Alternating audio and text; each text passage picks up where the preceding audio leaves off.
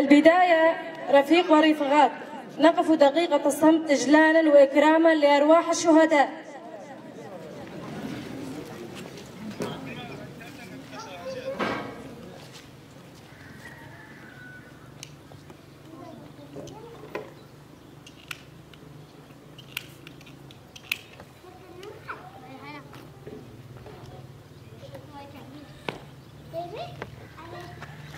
الشهداء هم قادتنا العشائر. بالبداية نبارك للقائد عبد الله أوجلان ونقول له كل عام وأنت بألف خير. بعياد الربيع نوزع ورود، وبعيد ميلادك نجهز أرواحنا. سيدي وقائدي طريقي للأمام، إحنا خلفك وتفتدى بدمائنا. كل عام وأنت لنا بألف خير، كل عام ورايتك لسماءنا. أنت فخري وقدوتي وتاج الرؤوس، أنت ساسة الرادي هدم ساسنا. والآن باسم مؤتمر ستار ندعي هافال ابتسام منسقية مؤتمر ستار في كانتون قامشلو. انبعاث الحرية في يوم انبعاث البشرية، في يوم انبعاث الفكر الديمقراطي والمساواة والحرية. نرحب بجميع الحضور من الرفيقات والرفاق.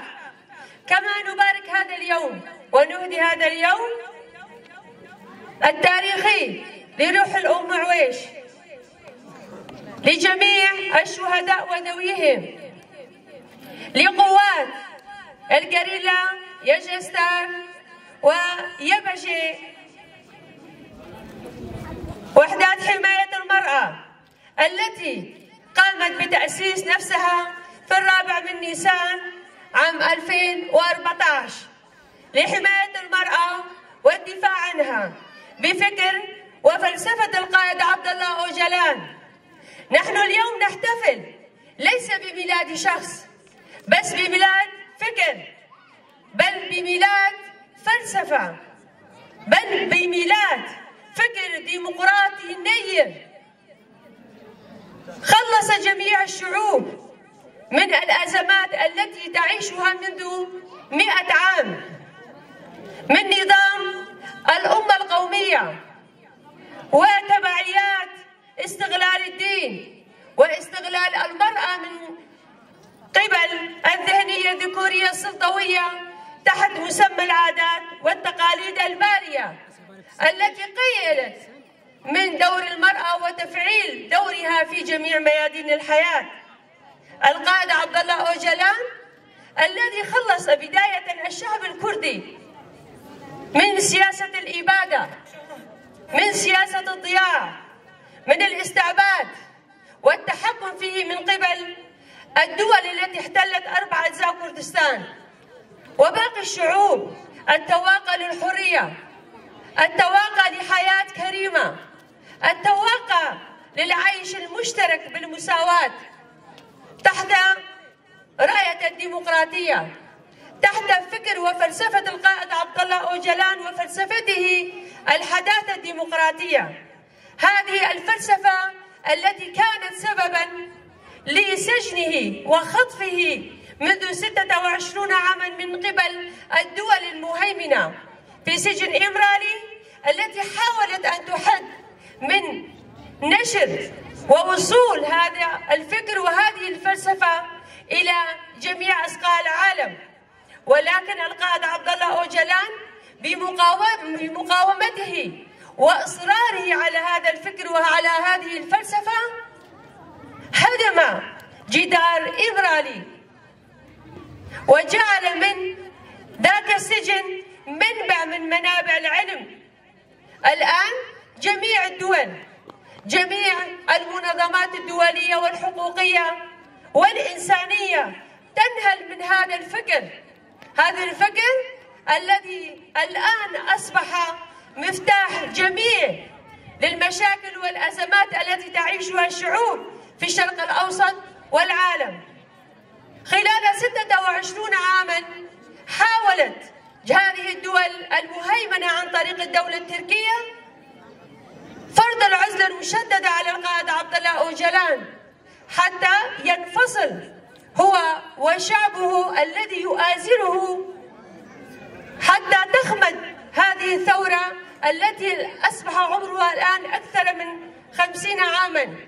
ولكن المقاومة التي أبداها القائد عبد الله أوجلان داخل سجن إمرالي، والمقاومة التي يناضل بها قوات الجريلا في جبال الحرية، والمقاومة التي تبديها المرأة في ساحات النضال في روجافا شمال شرق سوريا، كل هذه المقاومات كسرت العزلة التي قيد بها القائد عبد الله أوجلان منذ أكثر من 24 عاما.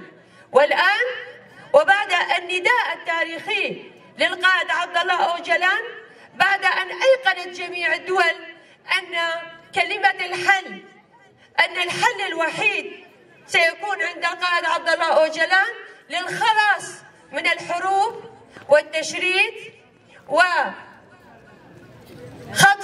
النساء والهجرة وجميع الأزمات التي تعيشها الشعوب والبلاد، تم كسر العزلة وفتح باب إمرالي وإرسال الهيئات عند القائد عبد الله أوجلان الذي قال الآن يجب أن نبني مجتمع ديمقراطي ومسالم تعيش فيه المرأة والرجل بشكل متساوي، تعيش فيه جميع الأطياف والقوميات والمعتقدات بلغتها وثقافتها ووجودها وكينونتها بشكل متساو، بشكل لوحة موزايكية تكمل بعضها البعض.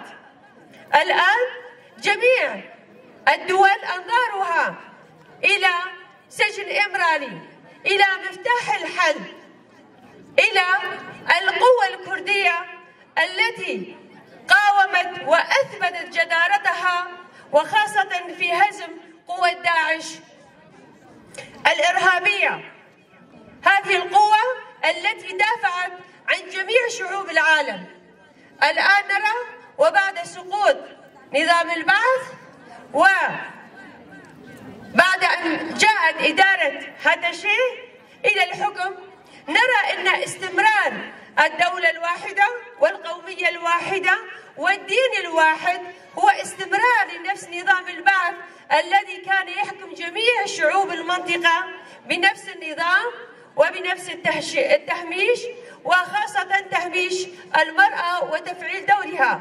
ولكن الآن وبعد مرور 14 عاما على ثورة سوريا ضمنها روجافا شمال شرق سوريا، وبعد المقاومة التاريخية التي أبدتها جميع الشعوب بقيادة المرأة وريادة المرأة من كرد وعرب سريان شركس إيزيدي أرمن وجميع الشعوب، جميع هذه الشعوب الآن لا تقبل هذا النظام، لا تقبل هذه الإدارة، لا تقبل هذا الدستور الذي يهمش المرأة ويهمش المكونات التي تتعايش هنا منذ مئات السنين.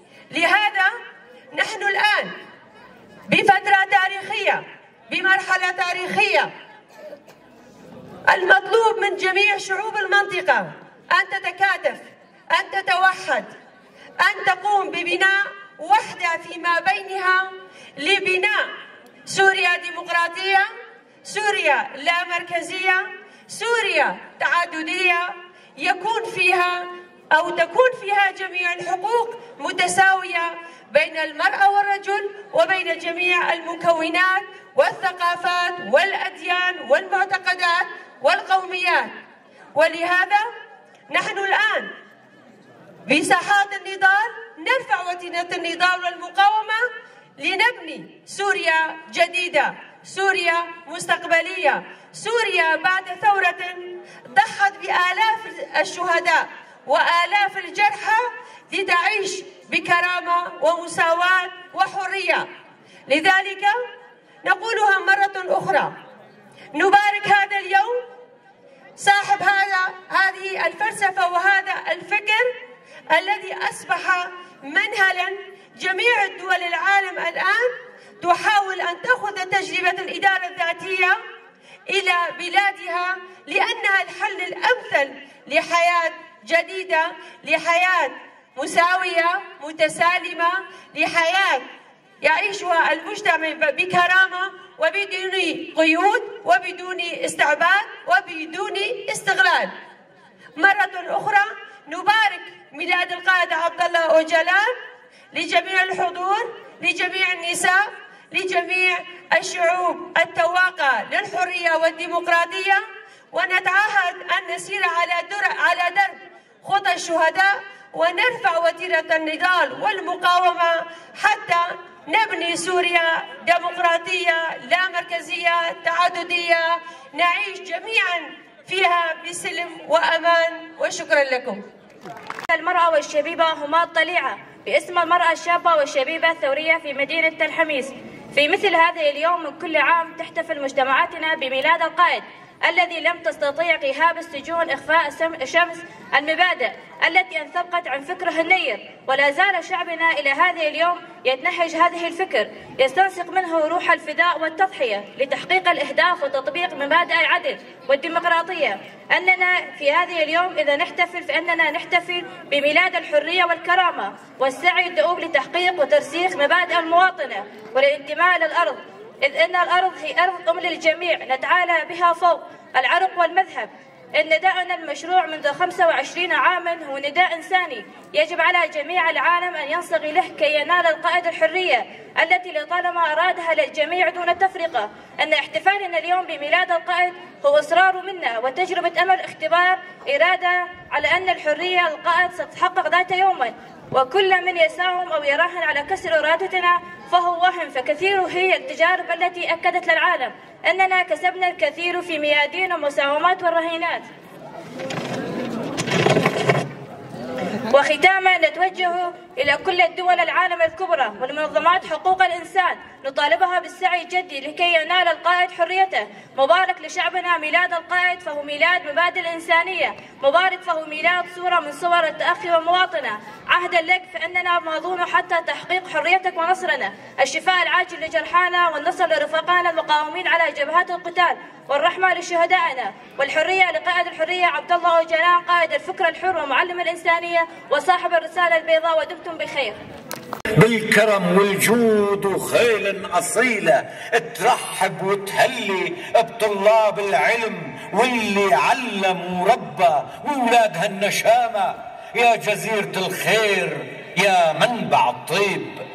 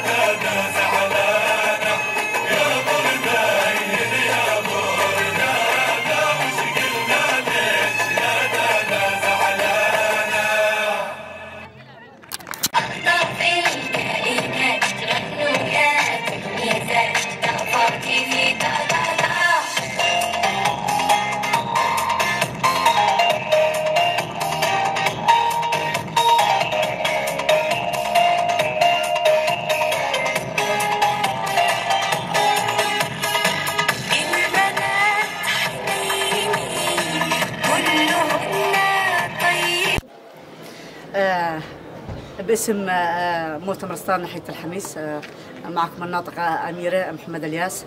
طبعا اليوم نحن في مجال 4 نيسان وهو عيد ميلاد القائد عبد الله أوجلان. الذي أعطى المرأة حقوقها، ونهنئ القائد عبد الله أوجلان بهذه المناسبة، ونهنئ أمهات الشهيدات والشهداء بهذا اليوم العظيم الذي أنصر المرأة وأعطى المرأة حريتها وأنطلق المرأة حقوقها بشكل كامل. ونحن نقول ونناشد المنظمات الدولية والمنظمات الإنسانية من أجل حقوق المرأة واستكمال الطريق ونهج القائد عبد الله أوجلان. تطلب المرأة أن يكون القائد عبد الله أوجلان موجود بين جميع النساء، والمكون العربي والمكون الكردي وجميع المكونات اللواتي تنتظر لقاء القائد عبد الله أوجلان، ونتمنى له الإفراج، ونقول له كل عام وأنت بألف خير قائدنا قائد الأمم والقائد العظيم عبد الله أوجلان. هديتكم بالعيد مني قصيدة، هديتها من قلب صادق وحباب، يا نور عيني ودياركم بعيدة، ودي أشوفكم ولكن الحد ما صاب، حبوا غرام يا رب إنك تعيده، عسى دياركم دايم سعيد. سجنوك عنوتين يا قائد يا جلال، وأرادوا لنا الزوال،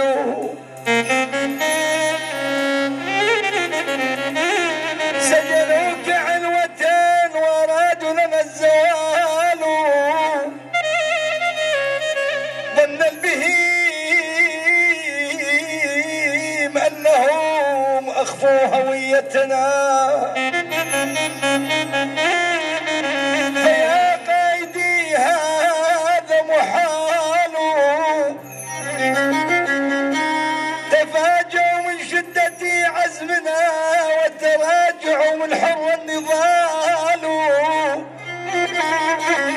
فما ظنهم باتساع ثورتنا يا قائدي يا جنان، ولا ظنهم باحتدام القتال. سكتة وقائدنا نبضال قلوبه عند الناس شقد محبوب، علم شامخ بالعالي وعنوانه خد الشعوب، قائدنا نبضال قلوبه عند الناس شقد محبوب، علم شامخ بالعالي وعنوانه خد الشعوب. روح يلا حيو يلا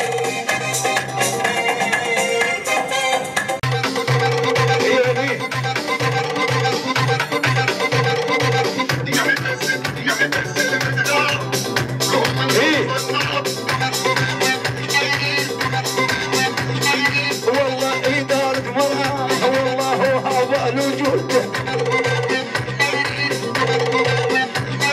والله المرأة يا يوسف والله حماية الحدود،